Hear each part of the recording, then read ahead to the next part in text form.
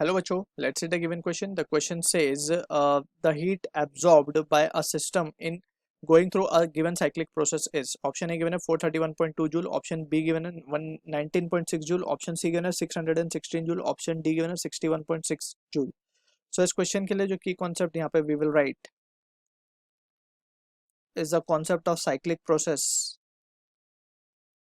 सो cyclic process के लिए जब अगर हम बात करें सो वी नो जो चेंज इन इंटरनल एनर्जी होता है वो जीरो होता है and by first law of thermodynamics हम बोल सकते हैं कि जो हीट सप्लाई होगी that will be equivalent to work done. So in short हमें क्या निकालना होगा, वर्क डन अगर हम निकाल लेते हैं तो heat absorbed by the system we can calculate. ठीक है ना. तो फ्रॉम ये वी कैन से अब यहाँ पे we need to be careful कि ये जो साइकिल हम देख सकते हैं यहाँ पे ये क्लॉकवाइज साइकिल है. ठीक है ना. तो क्लॉकवाइज साइकिल में बेसिकली क्या होता है, वर्क डन पॉजिटिव आता है. तो एक चीज याद रखनी है, वर्क डन अगर पॉजिटिव है ये कब होगा, for a clockwise cycle we can write a point over here.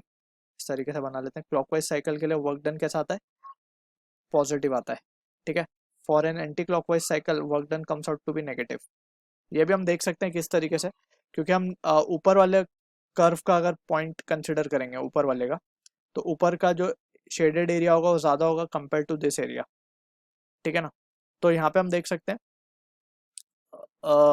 And ऊपर वाले पार्ट में हम देख भी सकते हैं कि वर्क डन इज पॉजिटिव क्योंकि वॉल्यूम जो है बढ़ रहा है. ठीक है ना. नीचे वाले सेक्शन में हम देख सकते हैं वॉल्यूम घट रहा है तो work done will be negative. तो नेगेटिव पार्ट कम है, पॉजिटिव पार्ट ज़्यादा है. So overall effect will be positive. So इसीलिए हम बोल रहे हैं क्लॉकवाइज साइकिल को हम डायरेक्टली याद रखेंगे कि work done will be positive. तो अब जस्ट वर्क डन निकाल लेते हैं. Work done for a PV curve में हम क्या देखते हैं, work done inside PV curve is nothing but area under PV curve. Area under PV curve with volume axis, right? तो हमें जस्ट इस सर्कल का एरिया निकालना होगा. So that will be given by the expression pi radius का square, right. So radius का square अगर हम इसका देखेंगे तो it will be 340 minus 60 divided by 2. And यहाँ पे we need to multiply it with, ये क्यूबिक सेंटीमीटर में गिवन है हमें, राइट.